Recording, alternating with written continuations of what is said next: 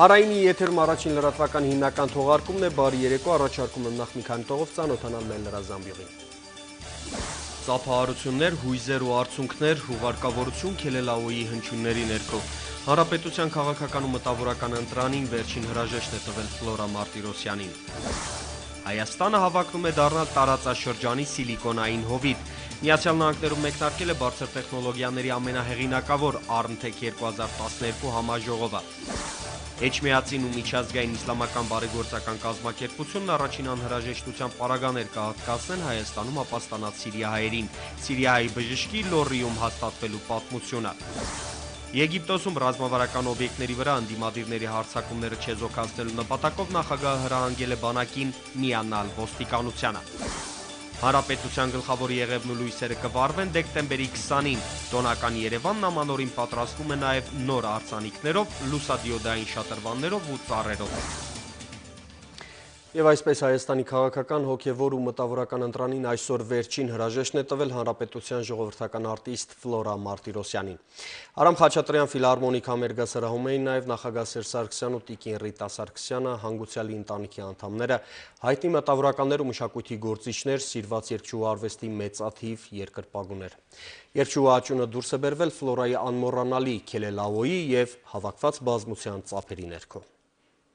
Արամ Խաչատրյան մեծ համերգասրահի շենքը չափազանց փոքր էր Ֆլորա Մարտիրոսյանի արվեստի սիրահարների համար։ Շատ ու շատ երևանցիներ այդպես էլ չկարողացան հասնել մինչև համերգասրահի նախասրահ, որի ներսում արդեն չէր տեղավորվում մարդկային հոծբազմությունը։ Սիրելի երգչուհուն, երկարամյա գործընկերոջը, ակտիվ քաղաքացիական դիրքորոշում ունեցող արվեստագետին ու պարզապես հմայիչ հայուհուն։ Վերջին հրաժեշտ տվողների հոսքը չի դադարում Խաչատրյան համերգասրահում։ Այստեղ են հանրապետության նախագահը, տիկնոջ հետ պետական ու հասարակական գործիչներ, արտերկրից ժամանած արվեստագետներ։ Մայրաթոռի հոգևոր հայրերը երգչուհու հոգու հանգստյան աղոթքն են հնչեցնում առ Աստված ու նաև ընթերցում վեհափառ հայրապետի ցավակցական ուղերձը։ Ֆլորա Մարտիրոսյանի ձայնը մեր երգարվեստի առանձնահատուկ գույնն էր, փաստում են մշակույթի գործիչները։ Այսօր մեր ժողովուրդը կորցրեց մի մեծ արվեստագետի, որը իր ձայնով, իր տեսակով յուրահատուկ էր։ Դա մի հատուկ գույն էր, մի տեսակ էր մարդկային, և ինձ թվում է նրա տեղը երբեք և ոչ մի ժամանակահատվածում ոչ ոք չի կարող լրացնել։ 2009-ին, երբ դեռ չէր ստեղծվել այլևս երբեք համերգային նախագիծը, նկարահանվեց նույնանուն ֆիլմ հոլովակը։ Դա պատմություն էր հայ-ամերիկացի հույն և թուրք երիտասարդների մասին, ովքեր համացանցային նամակագրությունը վերածում են ջերմ բարեկամության։ Հետո արդեն թուրք երիտասարդն իր ընկերների միջոցով բացահայտում է ամբողջ ճշմարտությունը 1915-ի մասին։ Ֆիլմի երաժշտական ձևավորման առանցքը Դլեյամանն ու Քելելաոն էին Ֆլորա Մարտիրոսյանի անզուգական կատարմամբ և Մայքլ Սթոունի բանաստեղծություններով։ Ֆիլմի ռեժիսոր Ժիրայր Դադասյանը հիշում է, թե ինչպես ակնթարթորեն ոգևորվեց երգչուհին նման ֆիլմի գաղափարից։ Ոչ միայն հրաշալի երգչուհի էր, նաև շատ զարմանալի ճաշակի տեր մարդ, ով երբ առաջին անգամ ֆիլմի գաղափարը ծագեց եւ ես պատմեցի, թե ինչ եմ մտածել անել այդ երգերի, այդ կոմպոզիցիայի վրա, ինքը լսեց ու անմիջապես ասաց, հա, դա ուզում եմ որ լինի։ Փաստը, որ երգչուհուն հաջողվեց այդքան կարճ ժամանակում այլևս երբեք համերգային նախագծի շուրջ համախմբել համաշխարհային երաժշտական օլիմպի մեգաաստղերին, նրա երևանյան գործընկերներին չի զարմացնում։ Ֆլորա Մարտիրոսյանը ոչ միայն շատ արագ խանդավառվում էր, այլև դրանով վարակում իր հարազատներին, գործընկերներին ու բարեկամներին, բայց նրա նկարագրի ամենակարևոր առանձնահատկությունն ըստ ընկերների երբեք չնահանջող ու ուժեղ ոգին էր։ Այս պահին բոլորիս համակել է թախիծը, մեր ժողովուրդը իր վերջին հրաժեշտն է տալիս սիրելի երգչուհուն Ֆլորային,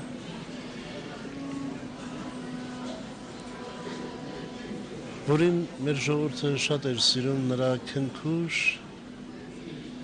նուրբ հնչերանգներով օժտված ձայնի համար, սիրում էր նրա երգի առավելապես խորհուրդը, որի մեջ և լույս կար, և ամենակարևորը ոգի։ Ֆլորա Մարտիրոսյանի կենդանության օրոք դլե յամանը դարձավ նրա երաժշտական ուղերձը համայն աշխարհին, եւ երբ Արամ Խաչատրյան համերգասրահի սյուների ներքո հնչեց այս երգը, նրան հասցեագրված ու չմարող ծափողջուններով հայրենակիցները հրաժեշտ տվեցին սիրելի երգչուհուն։ Նոնե Ալեքսանյան, Զոնիկ Խաչատրյան, առաջին լրատվական։ Նախագահական նստավայրում այսօր հյուրընկալել են Ինտերրաոյես ընկերության խորհրդի նախագահին Բորիս Կովալչուկը, նախագահ Սարգսյանն է ներկայացրել Հայաստանում իր գլխավորած ընկերության գործունեության ընթացիկ տարվա արդյունքները, խոսել զարգացման առաջնահերթությունների մասին եւ քննարկել էներգետիկայի բնագավառում Հայաստանի հետ հետագա գործակցության ծրագրերը։ Նախագահ Սարգսյանի հրամանագրով Բորիս Կովալչուկը պարգևատրվել է Անանիա Շիրակացու մեդալով հայ-ռուսական տնտեսական գործակցության ամրապնդման գործում իր ներդրած ավանդի համար։ Անժամանակ նախագահ Բորիս Կովալչուկին շնորհավորել եւ հանձնել պարգևը։ Եվս մեկ պաշտոնական լուր երկրի ղեկավարին այսօր հավատարմագրերն է հանձնել Երևանում Էստոնիայի արտակարգ եւ լիազոր դեսպան։ Նախագահը շնորհավորել է Պրիտ Տուրկին, ընդգծել, որ Հայաստանը կարևորում է Էստոնիայի հետ ինչպես երկկողմ ձևաչափով, այնպես էլ Եվրամիության արևելյան գործընկերության շրջանակներում գործակցության զարգացումը եւ պատրաստ է փոխշահավետ հիմունքներով առաջ մղել երկկողմ քաղաքական երկխոսությունը։ Հայ-էստոնական հարաբերությունների զարգացման տեսանկյունից զրուցակիցները կարևորել են տարբեր մակարդակի փոխայցելությունների ակտիվացումը։ IT ոլորտում համաշխարհային առաջատար Intel ընկերությունը Հայաստանում կհիմնի գիտահետազոտական կենտրոն։ Համաձայնությունը ձեռք է բերվել ARM-Tech 5-րդ համաժողովի շրջանակում, որը համախմբել է բարձր տեխնոլոգիաների ոլորտի 170 պրոֆեսիոնալի 1 տասնյակ երկրից։ Տեղեկատվական տեխնոլոգիաների ոլորտը Երևանը հռչակել է տնտեսության զարգացման գերակա ճյուղ, ինչն էլ մեծացնում է տարածաշրջանում սիլիկոնային հովիտ դառնալու մեր հնարավորությունը։ Ամերիկացի մասնագետներն իմ գործընկեր Լիլիթ Սեթրակյանի հետ զրույցում համոզմունք են հայտնել, որ Հայաստանն այս առումով ունի հզոր ներուժ, գիտակ, զարգացած ու արհեստավարժ կադրեր։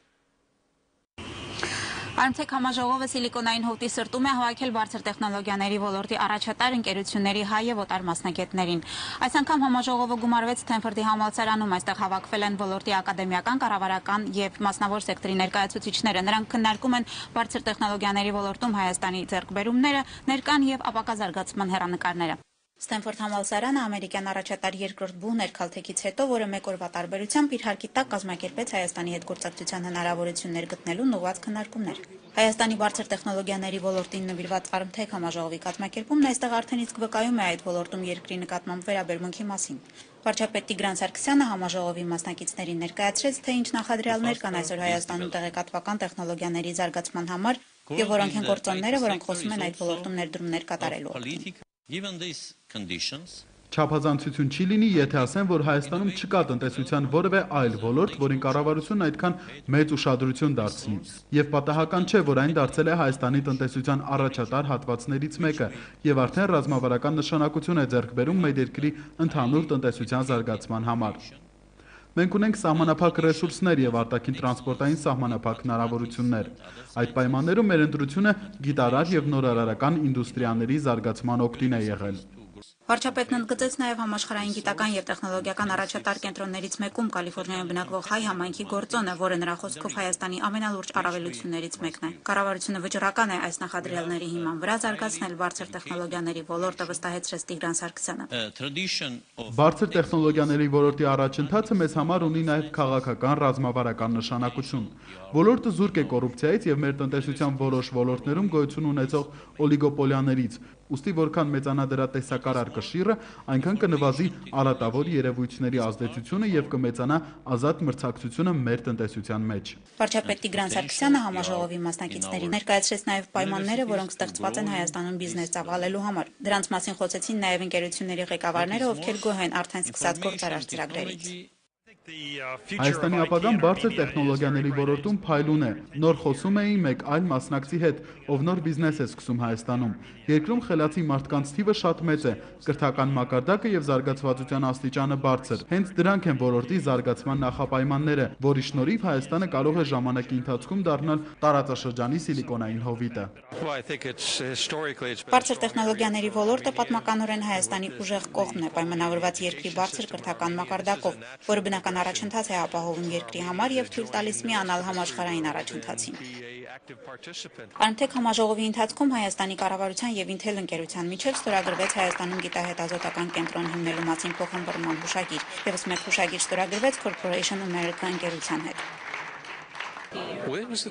Հայաստանը բարձր տեխնոլոգիաների ոլորտում մեծ ապագա ունի, եղել եմ համալսարաններում, ծանոթացել եմ կրթական համակարգին եւ իրոք տպավորվել եմ։ Հայաստանը ինձ համար հայտնագործել եմ Armtech 2009-ի ընթացքում զարմացա, այցելեցի, հաջորդ տարի կրկին վերադարձա ծրագրեր կազմելու։ Մեր օբյեկտիվը առաջին նիստին որ հաստատել Հայաստան ուր է։ Երկրորդ նիստը բիլա ինձ հետազոտություններ եւ համասարաններ ինչպես գփարկավաճենք եւ այլն, երրորդը բիլա ներդրումներու հարցը, իսկ չորրորդը մեր հանգրվանը, աբակային երկրորդ հանգրվանը ուր բիտնենք։ Հայաստան նախանցելի թիրքը գրավազարդեն ուր որ ասած են, առաջին հանգրվանը շատ աճով է։ Հիմա երկրորդ հանգրվանը շատ ավելի մրցակցություն կա թրացիներեն եւ ուրիշներեն, ինչ այդ երկրորդ հանգրվանը ինչ պետք է լա։ Շատ ուրախ եմ որ առաջին քարը տրինգ այսօր որ շատ լավ անցավ։ Armtech համաժողովը հրաշալի վայր է ներկայացնել Հայաստանի բարձր տեխնոլոգիաների ոլորտի հաջողությունը, որը նաև ցույց է տալիս, թե որքան խորն է ԱՄՆ-ի եւ Հայաստանի գործակցությունը։ Հայաստանը կարող է դառնալ բարձր տեխնոլոգիաների տարածաշրջանային կենտրոն, ոլորտը երկրի տնտեսության ամենաարագ զարգացող ճյուղն է եւ կարծում եմ կշարունակի զարգանալ։ Ուրախ եմ, որ մասնակից ենք դրան։ Armtech 5-րդ համաժողովին այս տարի մասնակցեց ավելի քան 170 մասնագետ Միացյալ Նահանգներից, Եվրոպայից, Ռուսաստանից, ԱՊՀ երկրներից։ Սիլիկոնային հովտում Հայաստանի բարձր տեխնոլոգիաների ոլորտի քննարկումներով նրանք կրկին կհանդիպեն 2014 թվականին, մինչև այդ համաժողովը հաջորդ տարի կգումարվի Հայաստանում։ Լիլիթ Ցետրակյան, Էդուարդ Բադունց, Առաջին լրատվական, Միացյալ Նահանգներ։ Հայաստանի տնտեսական աճը դեկտեմբերի վերջին ընդհուպ կմոտենա իշխանությունների հայտարարած թիրախային 7%-ին լավատեսական այս կանխատեսման հեղինակը մեր երկրում արժույթի միջազգային հիմնադրամի ղեկավարն է։ Ըստ Գիլերմո Տոլոսայի եղանակի շնորհիվ գյուղատնտեսության, նաև հանքարդյունաբերության, տեխնոլոգիաների ու ֆինանսական ծառայությունների ոլորտում մեր երկիրն այս տարի աննախադեպ հաջողություններ է գրանցել։ Աշխարհի մասշտաբով կազմված ռեյտինգային զեկույցների պնդմամբ էլ լիազորություններն ավելացրած մրցակցային մարմինը իրական պայքար է սկսել օլիգոպոլ բիզնեսների դեմ։ Կառավարության ամենամեծ խնդիրը կամ թերացումը, որն արժույթի միջազգային հիմնադրամում նաև իրենց բաց թողումն են համարում, ստվերի կրճատումն է եւ հարկեր հնարաբերակցության մեծացումը։ Կա նաև կոռուպցիայի կրճատման խնդիր։ Այդուհանդերձ երկրի հաջողությունները շատ ավելին են այսօր ասել է Գիլերմո Տոլոսան եւ տեղեկացրել այդ ցուցանիշների հիման վրա Հայաստանի տնտեսության մասին կազմած 5-րդ զեկույցի համաձայն Վաշինգտոնում երեկ որոշվել է երկրին հատկացնել երկարաձգվող ֆինանսավորման վարկի հերթական $50 միլիոն գերազանցող գումարի մասնաբաժինը։ Հայաստանի տնտեսական կատարողականի 5-րդ ստուգումն ավարտելով արժույթի միջազգային հիմնադրամի ղեկավար խորհուրդը Վաշինգտոնում այս գիշեր հաստատել է եւս $51,430,000 գումարի փոխառությունից օգտվելու երկրի հնարավորությունը։ Հայաստանյան դրամատների միջոցով Զարգացման Եվրասիական բանկը ֆինանսավորում է մեր երկրի տնտեսության մրցունակ ճյուղի, ինչպես նաև փոքր, միկրո եւ միջին ձեռնարկությունները։ Զարգացման Եվրասիական բանկի անդամ են Հայաստանը, Բելարուսը, Ղազախստանը, Ղրղызստանը, Ռուսաստանն ու Տաջիկստանը։ Այս տարվա հուլիսի դրությամբ բանկի ներդրումային պորտֆելը կազմել է մոտ $3 միլիարդ 300 միլիոն։ Դա ներառում է բանկի 60 նախագիծ 5 անդամ երկրում։ Զարգացման Եվրասիական բանկի կառավարման նախագահի տվյալով բանկի ֆինանսավորած նախագծերը նպաստում են անդամ երկրների տնտեսությունների ենթակառուցվածքների զարգացմանն ու դիվերսիֆիկացմանը։ Բանկի ղեկավարը մասնակցելու է նաև Գրիբոեդով ակումբի քննարկումներին նվիրված անդամ երկրների հետագա եվրոպական թե եվրասիական զարգացման ուղիների ընտրությանը։ Նա այն կարծիքին է, որ անդամ պետությունները մշակութային եւ քաղաքական համակարգերի տեսակետից հակված են համատեղության եւ փոխգործակցության։ Այդպիսի ընտրությունը դեպի Եվրոպա կամ դեպի Ասիա կամ այլտեղ թվացյալ է, որովհետև գլոբալիզացիայի պայմաններում հարցի այդպիսի ձևակերպումը փակուղի է տանում։ Եվ միակ բանը, որով պետք է ղեկավարվի յուրաքանչյուր երկիր, իր ազգային եւ տնտեսական շահն է։ Եվրամիության արևելյան գործընկերության ծրագրով էլ անդամ 17 պետություններին տրամադրվում է 4 միլիարդ 700 միլիոն եվրո 2011-13-ի համար։ Հայաստանի մասնաբաժինը կազմում է 157 միլիոն եվրո։ Դրանցից բացի օժանդակություն է հատկացվելու նաև ավելին ավելիի դիմաց սկզբունքով։ Այս եւ այլ մանրամասներ այսօր քննարկել են արտաքին հարաբերությունների խումբ Հայաստանի արտաքին հարաբերությունների համապարփակ ուսումնասիրման կենտրոնի բացման արարողությանը։ Եվրամիություն Հայաստան-Ռուսաստան ավելին ավելի դիմաց խորագրով առաջին մասնագիտական բաց քննարկմանը փոխարտգործնախարար Զորաբ Մնացականյանը պարզաբանել է, թե ինչ է իրենից ներկայացնում այդ ծրագիրը եւ ինչ է ակնկալվում Հայաստանից։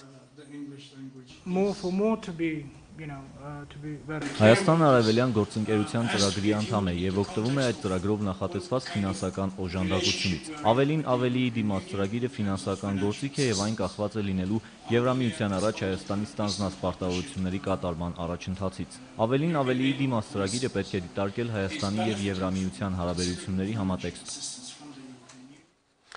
Մայրաթոր Սուրբ Էջմիածնում գործող Հայաստանյան կլոր սեղան միջեկեղեցական հիմնադրամը Ամենայն Հայոց կաթողիկոսի օրհնությամբ եւ եկեղեցիների համատեղ գործողություն ալյանսի ֆինանսավորմամբ նախաձեռնել է արագ արձագանքման ծրագիր Հայաստանում ապաստան գտած սիրիահայերին օգնելու նպատակով։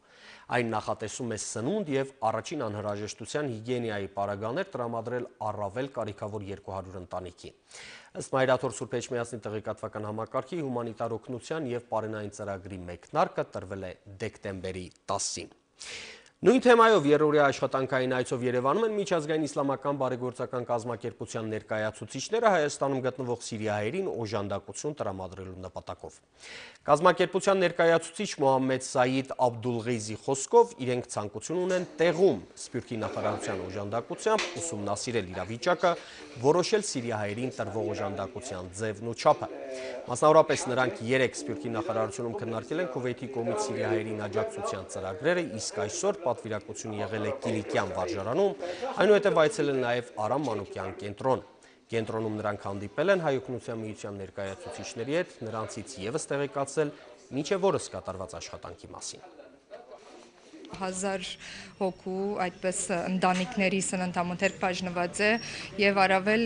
բրտիա ծածկոցներ, որովհետեւ մարդիկ ամառը եկան, արդեն թիմացը չէին նախադեսած որ ծմերն ալ պետք է Հայաստան գտնվին։ Մեր կազմակերպությունը ցանկություն հայտնեց օժանդակել Հայաստանում գտնվող սիրիահայերին այս դժվար կացությունից հնարավորինս շուտ դուրս գալու համար։ Արդեն պատկերացում ունենք Հայաստանում ապրող սիրիահայերի խնդիրների մասին։ Սկզբնական շրջանում որոշեցինք $100,000 օժանդակություն տրամադրել, բայց երբ վերադառնանք, խնդիրները պետք է ներկայացնենք մեր հոգաբարձուների խորհրդին, որպեսզի նախատեսված օժանդակությունը ավելացնենք։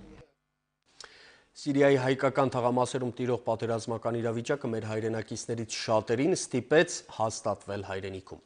Նրանք տարբեր մասնագիտությունների ու արհեստների տերմարդիկ են, որոնք ծննդավայրում վայելում են բոլորի հարգանքն ու համակրանքը։ Նրանցից մեկն էլ վերջերս է եկել Երևան, որտեղ 3 տասնամյակ առաջ սովորել ու ավարտել է բժշկական համալսարանը։ Ավետիս Մալաքյանն այժմ աշխատում է Լոռիում, օրական օգնում ու բուժում է տասնյակ փոքրիկ հիվանդների։ Աշխատանքից գոհ է, հմայված է լոռեցիների բարությամբ, համեստությամբ ու հյուրասիրությամբ։ Հրաչյա Պապինյանն է զրուցել նրա հետ։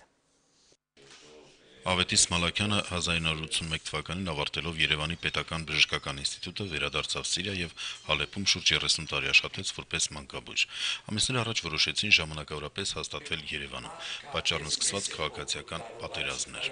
Վերաբնակվելու համար այլ տարբերակ չեն էլ քննարկել։ Մտածել եմ միան Հայաստան գալ։ 3 ամիս մնացին Երևանում։ Առողջապահության նախարարությունում առաջարկեցին մեկնել Ստեփանավան եւ ստանձնել առողջության կենտրոնի մանկական բաժանմունքի վարիչի պաշտոնը։ Ստիպված էին առաջարկն ընդունել ու կասկածներով ժամանեցին Լոռի։ Այդքան ուրախ, այդքան գոհ ենք, թե աշխատանքիցս, թե այսպես անգերց բարի մարդկանց վերաբերմունքից էստեղ, որ Երևան չեմ տեսել ես։ Աշխատանքն այստեղ ավելի հետաքրքիր է, քանի որ Սիրիայում մանկաբույժը պարտավոր է բուժել անչափահասների հետ կապված բոլոր հիվանդությունները, քիթկոկորտ, վիրահատություն եւ այլն։ Դոկտոր Մալաքյանը, ինչպես նրանք կոչում են, այստեղ զբաղվում է կրծքային տարիքի երեխաների, ինչպես նաեւ քիթկոկորտ հիվանդությամբ անչափահասների բուժմամբ։ Մեկ ամսում արդեն հասցրել է բազմաթիվ երեխաներ բուժել։ Ամբուլատոր կարող եմ ասեմ մի 15 հիվանդ նայել եմ, ուղարկել եմ դուն բուժումներով, իսկ ստացիոնարում արդեն 15-16 հիվանդ ընդունել եմ, այսօրվա թրությամբ ներկայիս այս ռոբեիս մի հիվանդ մնացել, բոլորն էլ դուրս գրվում են լավացումով կամ ընդհանրապես առողջացումով։ Թե Հալեպում, թե Հայաստանում դոկտոր Մալաքյանին վրդովեցնում են անտարբեր ու անգիտակից մայրերը, այն էլ զարգացած տեղեկատվության մեր ժամանակներում։ Մանկական հիվանդությունների զգալի մասի պատճառը հենց դա է, ասում է նա։ Բոլորովին անդարբեր, անկիդագից, ներկա տարուս գիտութեն են, թե երեխայի հետ ոնց պետք է վարվի, ինչ պետք է անի։ Հրաչապապին Լիդիոլչյան, առաջին լրատվական։ Եթե Բաքվում լիահույս են, որ Գաբալայի ռադիոկողմնորոշիչ կայանի փակումը չի ազդի Մոսկվայի հետ հարաբերությունների վրա, ապա Ռուսաստանում հակառակում են համոզված։ Հիշեցնեմ, Ադրբեջանը 300 միլիոն դոլար էր պահանջում տարածաշրջանի ամենախոշոր օդահետախուզական կայանի տարածքը ռուսներին վերավարձակալության հանձնելու դիմաց։ Այս շշուկները ադրբեջանցիները ասպարեզ էին նետել դեռ 1 տարի առաջ, ակնարկելով, որ միայն նոր սահմանված գնային նշաձողի դեպքում իրենց տարածքը կտրամադրեն Ռուսաստանին։ Մոսկվան էլ նույն այդ ժամանակահատվածում ակնարկել էր, որ իր պաշտպանական վահանը կարող է տեղադրել մեկ այլ տարածքում, ընդ որում ավելի արդյունավետ։ Եվ կարծեք, այդպես էլ լինելու է։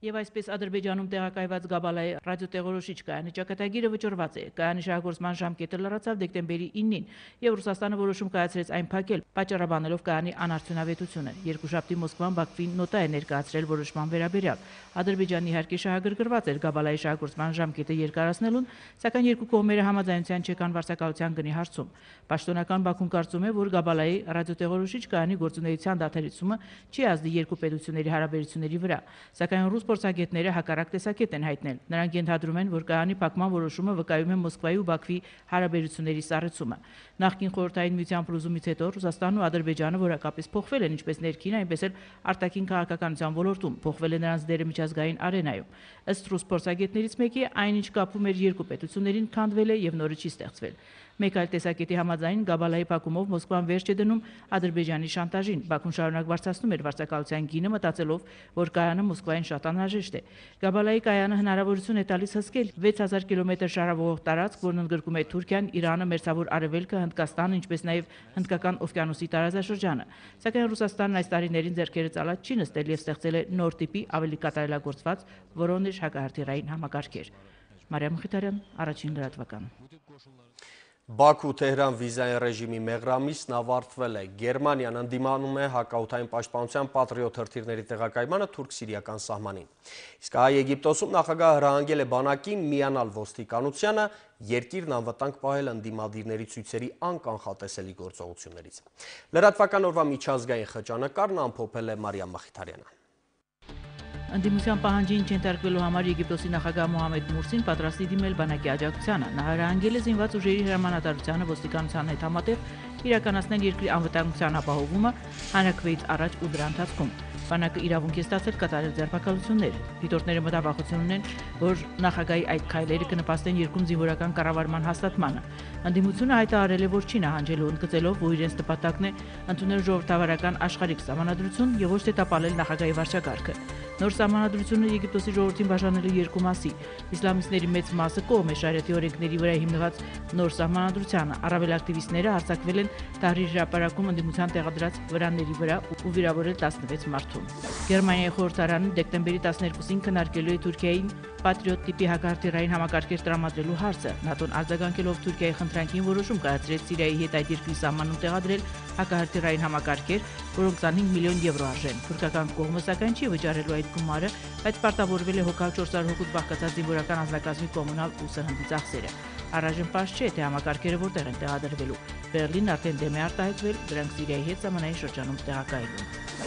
Ադրբեջանի խորհրդարանը ուժը կորցրած է համարել Բաքվի ու Թեհրանի միջև ձեռք բերված հուշագիրը, որը հեշտացնում էր երկու պետությունների սահմանային շրջանների բնակիչների հարևան տարածքներ տեղաշարժը։ Օրենքը տարածվում էր սահմանի երկու կողմից 45 կիլոմետր հեռավորության վրա գտնվող բնակավայրերի վրա։ Խորհրդարանը նաև ուժը կորցրած է համարել 2006 թվականին ընդունված մեկ այլ հուշագիր, որը վերաբերում է Նախիջևանի շրջանում բնակվող ադրբեջանցիների ու իրանցիների ազատ տեղաշարժին։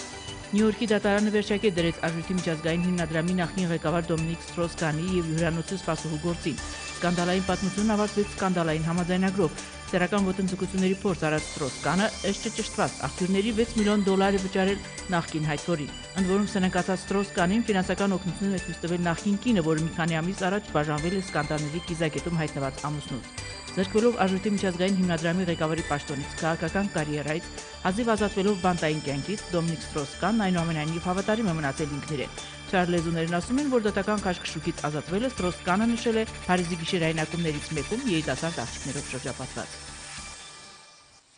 Թեև ներկայացուցիչների պալատում շրջանառվում է Green Card-ի համակարգն ընդհանրապես վերացնելու մասին օրինագիծ, այնուամենայնիվ տարեկան մի քանի միլիոն մարդ է դիմում ամերիկյան Green Card ստանալու համար։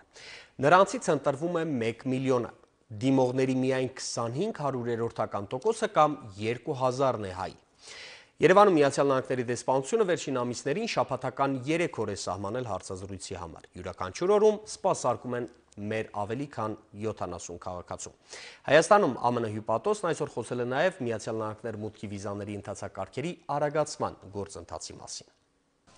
Հաջորդ երկուշաբթից արդեն ամերիկյան վիզա ստանալու գործընթացն ավելի արագ կլինի։ Մուտքի արտոնագրի տրամադրման նոր ընթացակարգը կօգնի ժամանակ խնայել դիմումների ներկայացման եւ հարցազրույցների օրը նշանակելու ընթացքում։ Իսկ դիմումների վճարը հնարավոր կլինի կատարել նաև հեռախոսազանգով, հեռախոսահամարը կհայտնվի ծրագրի մեկնարկին։ Դիմումնատուն կարող է նաև վճարում կատարել առցանց եւ անձամբ բանկում։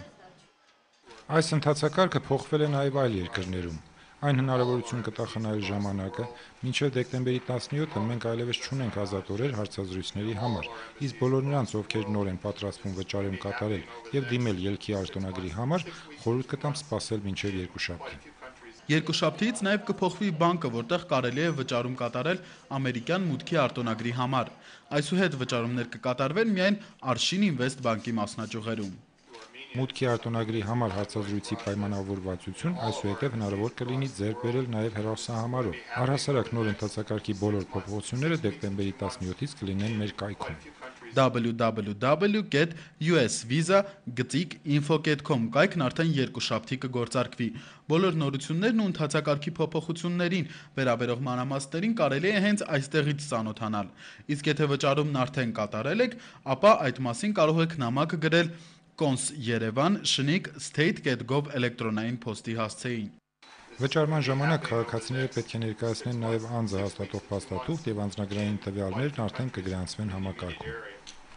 Մուտքի արտոնագրի փոփոխությունները վերաբերում են նաև Իրանի քաղաքացիներին։ Ի տարբերություն եվրոպական երկրների մուտքի արտոնագրի հեշտացման քայլերին, հայ-ամերիկյան հարաբերություններում այդպիսի փոփոխություն առաջիկայում չի նախատեսվում։ Հյուպատոսը նկատում է, որ նախորդ 10 տարիների համեմատած վիզայի համար դիմող հայաստանցիների թիվը կրճատվել է։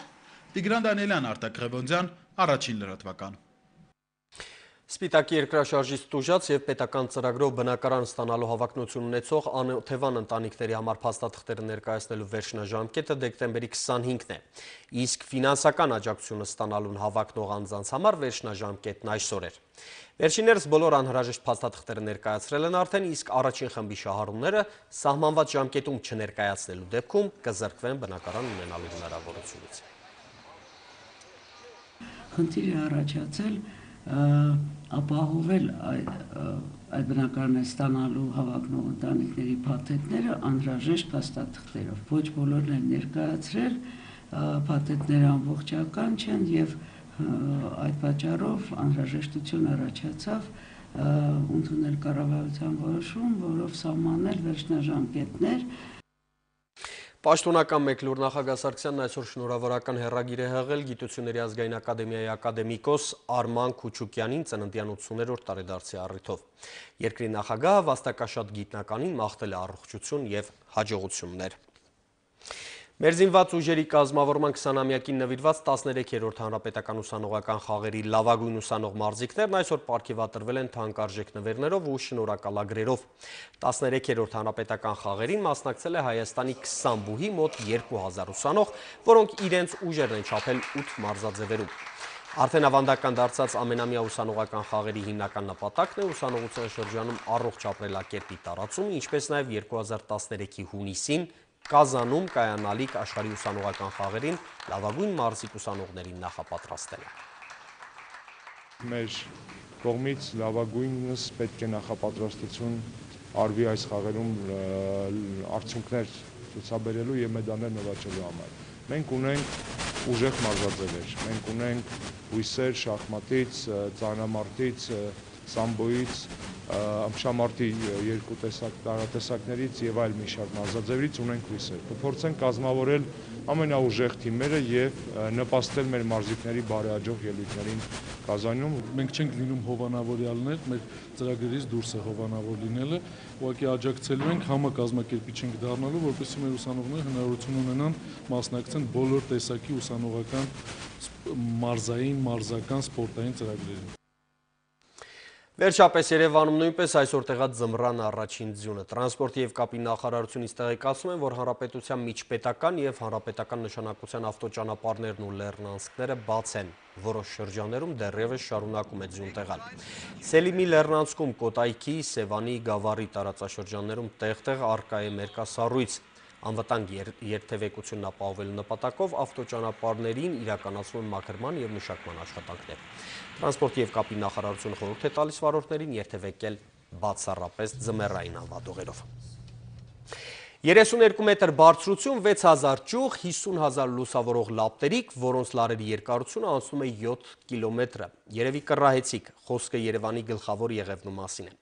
Հրապարակի տոնածառի լույսերն այս տարի կվարվեն դեկտեմբերի 20-ին, մայրաքաղաքն իր տոնական հանդերձանքը կպայի մինչև հին տոմարով նոր տարի, հունվարի 13-ը։ Փողոցներում կհանդիպենք լուսադիոդային ծառերի ու շատրվանների, կդիտենք 3D ձևաչափով էկրանավորված ներկայացումներ։ Ջրային օդի տարում որ գույներն են գերիշխելու Երևանում, որքան գումար է ծախսվել ու ինչ ժամկետում են արվել աշխատանքները։ Ռոզաննա Վարդերեսյանի տեսանյութում։ Երևանի քաղաքապետարանն ամանորյա մայրաքաղաքին շքեղ տեսք հաղորդելու եւ այս նոր տարին անմոռանալի ու հեքիաթային դարձնելու խոստում է տալիս։ Սպասվում են բազում անակնկալներ, որոնց մասին կիմանանք միայն դեկտեմբերի 20-ին, երբ քաղաքապետ Տարոն Մարգարյանը կվարի հանրապետության գլխավոր տոնածառի լույսերն ու դրա հետ մեկտեղ կլուսավորվի ամբողջ Երևանը։